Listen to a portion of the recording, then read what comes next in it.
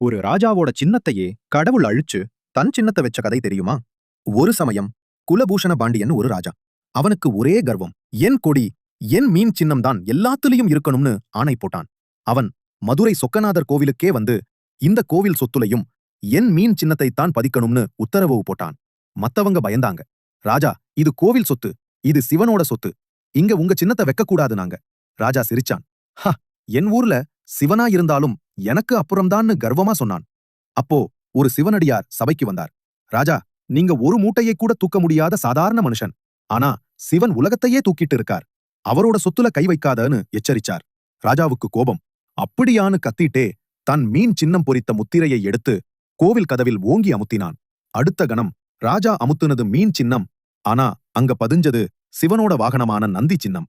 ராஜா ஆடி போயிட்டான். திரும்ப திரும்ப அமுத்தினான். ஒவ்வொரு முறையும் நந்தி சின்னம் தான் விழுந்தது. தன் தப்பை உணர்ந்து சிவன் கால்ல விழுந்து மன்னிப்பு கேட்டான். பக்தனோட கர்வத்தை அடக்க அவன் சின்னத்தையே மாத்தி தன் சின்னத்தை வைப்பான் அந்த சொக்கநாதன். இதுதான் திருவிளையாடல்.